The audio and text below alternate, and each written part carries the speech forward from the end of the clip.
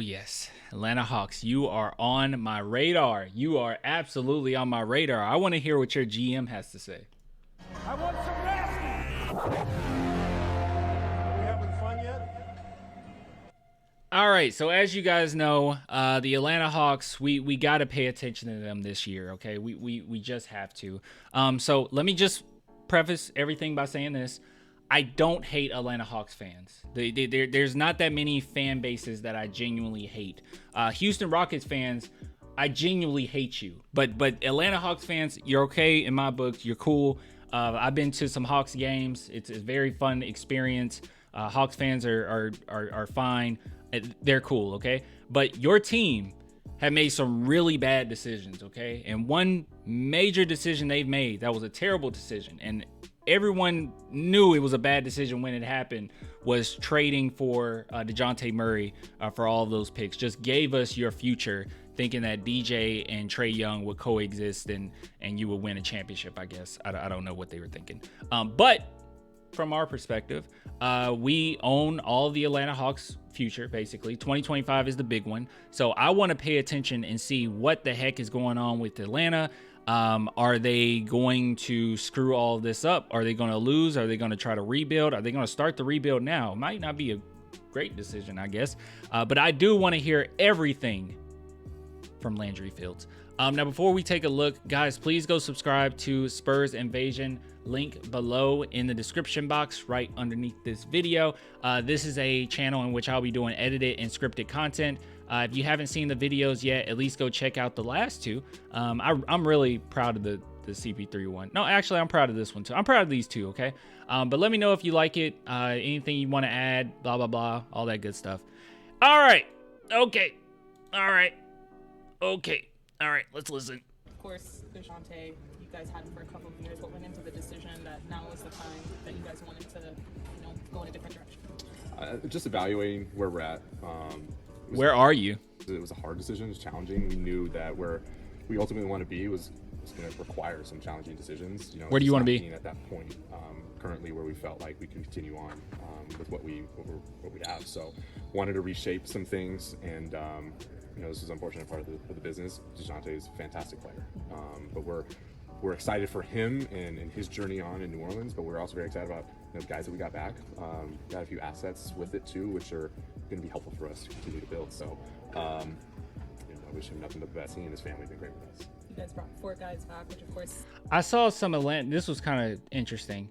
If you've been on this channel for a while, you know that I had a little bit of beef with Dejounte Murray's dad. That was a weird era for this channel. That was really strange.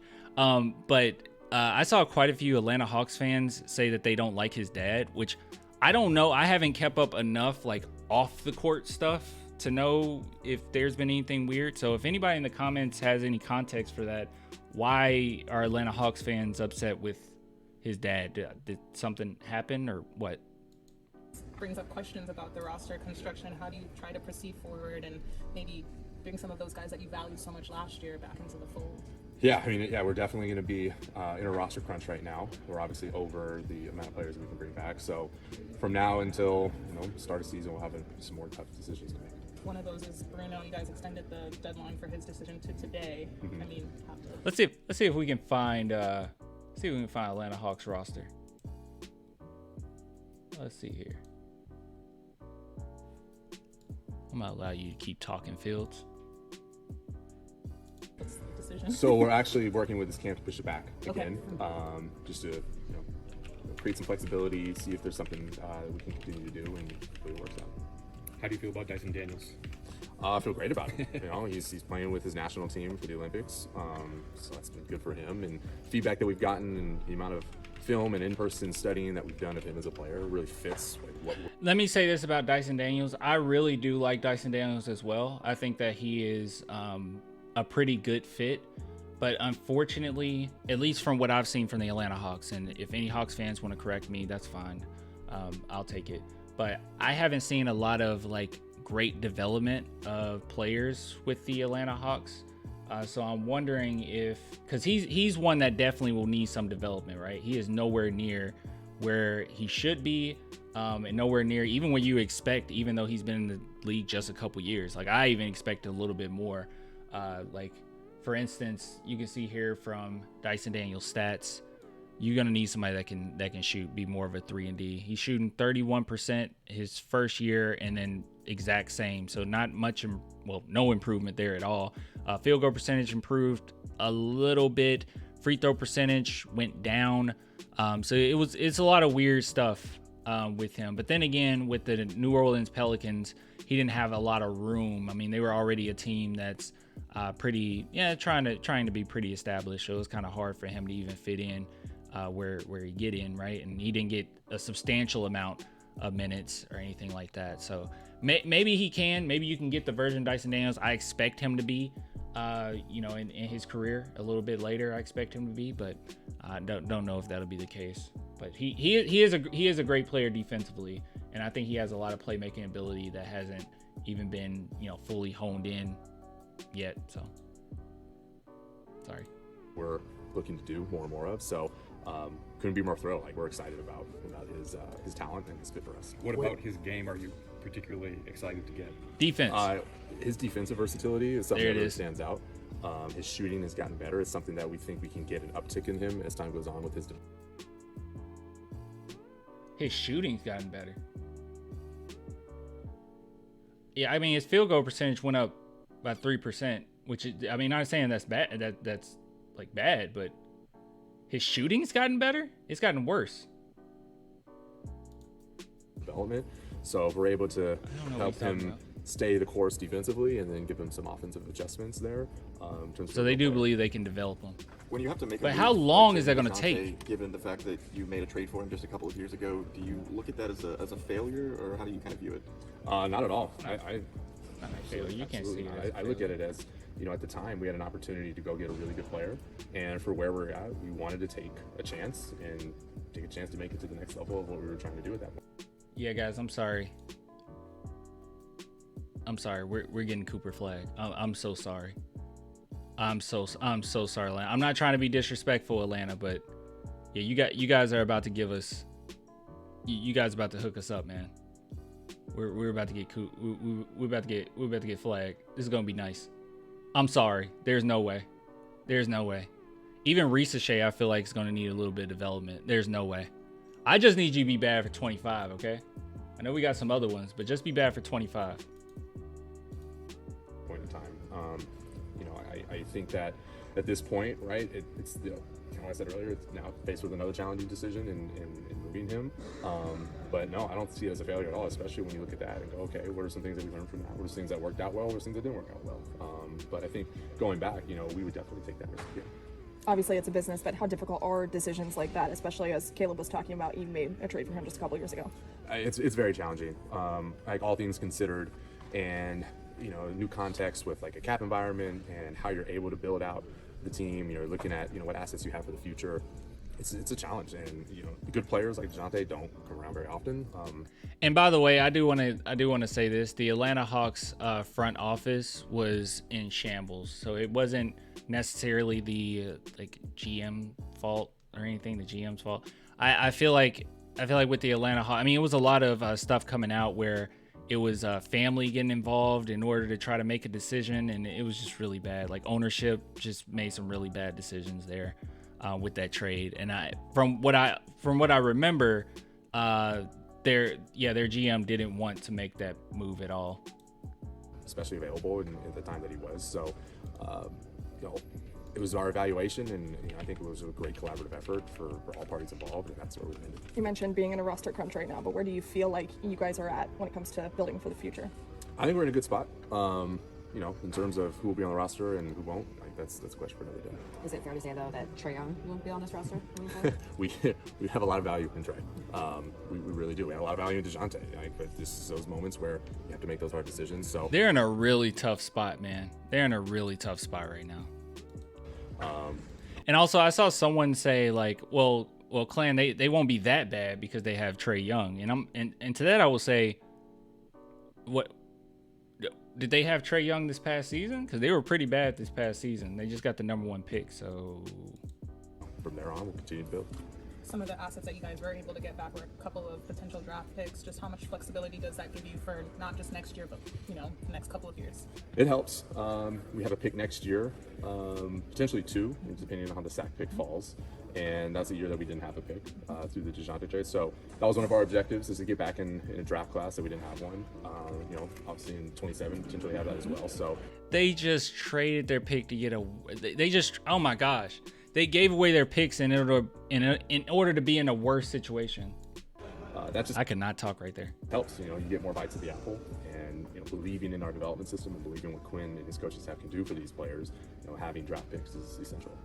You were asked about, Bruno, you have created some more depth at the 4 and 5 with some of these new guys that are on the roster. Mm-hmm. How does that affect your plans, especially for Capella, for instance?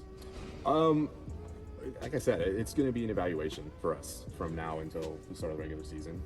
Still place a lot of value in Clint, so it should be fine. You talk about Stephen Lundy signing him to his two-way deal, and what you see in him as well. What did happen?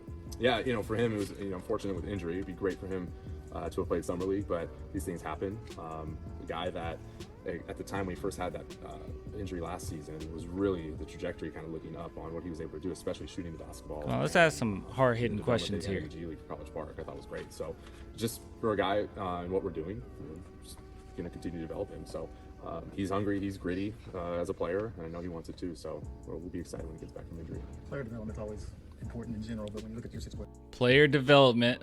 Here we go. where you're hard capped now and your roster's full, how important is it for you to have some of these young guys be, good parts of the rotation next year? Development is crucial, I think, in a new captain environment right now. When you have limitations on how you're going to be able to roster build, that leaves you with the option of changing your roster through development. Guys, they're not going to try to tank, but all of this development talk sounds like, this is a development year. And development year might as well be a tank.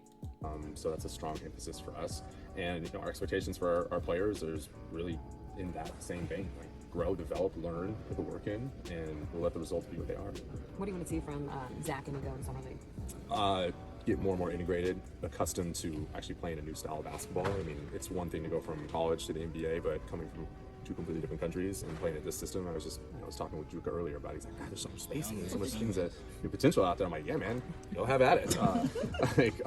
Those are all new things for them. So I think it's just making sure that we're supporting them and integrating them into our system, into our way of doing things, and then just going out and competing. But those are all things that I'm not worried about, because that was part of our process and assessments during the draft process, is making sure those Such are a covered. young We didn't have to worry team, about dude. those things. Those guys have it. When you drafted Zach, you said part of the plan with him is to add some weight to him. Like, what's the potential there? Like, how big is his build? How big do you think he could be? I don't have a specific number. I know, he's 19. He'll be 19 all this season, and we've done some new things with our performance staff that we're really excited about there. And he's a worker, so I would say look at his body this time next year, and I think you'll see some transformation. We've had one player come over here and talk about his shooting, and I talked to another. I'm not trading. I'm saying this right now, Spurs fans. I'm not trading for Trey Young. Okay, I think all this talk is getting me excited. All right, I'm not trading for Trey Young at all. I know it before. I was like, I'm 50-50 on it. I think I've changed. I've changed completely. I'm not 50-50 anymore. I'm not trading at all. I'm not trading for Trey Young at all. I'm not doing it. Wow, he's more as a ball handler than I expected. What has this first week of him on the practice court been like for you to see everything that you were? It's good. Yeah, I mean, it's good, right? You never put too much into two practices. I mean, they don't have their own pick, and they can't create a winning team, and all of this talk is about development. We are so bad.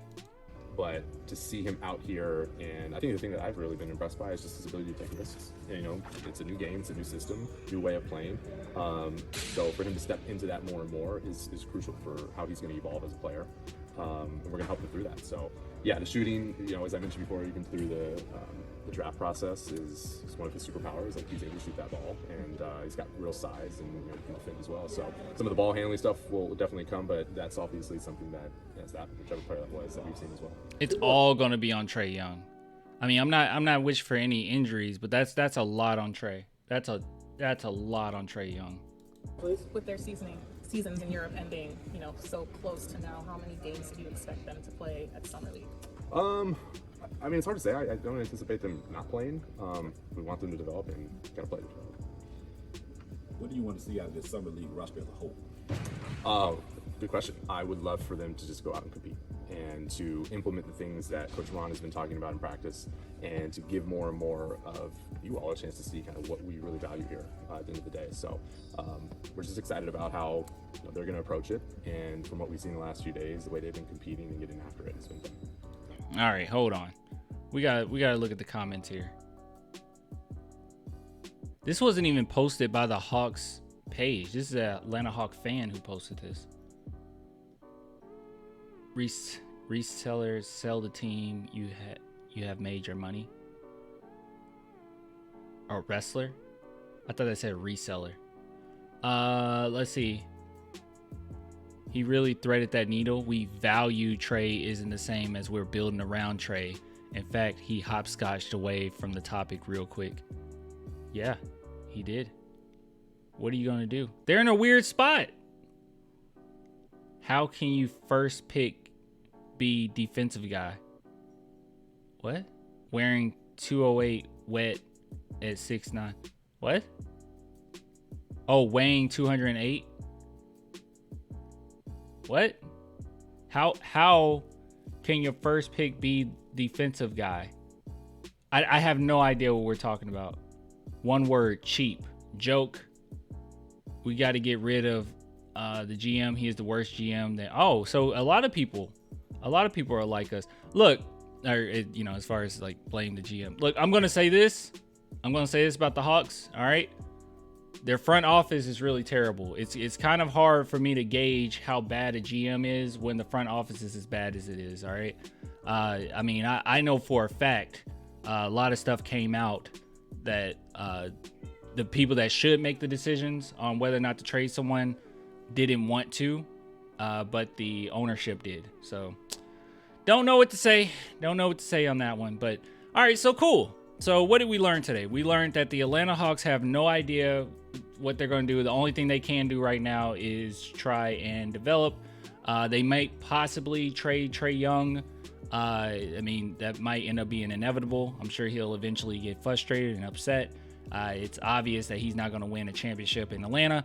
So we just got to kind of wait and see what comes out of this. But this is definitely a developmental year for them, and that means a win for the San Antonio Spurs. So anyways, I'll get with you guys later. Until next time, bye.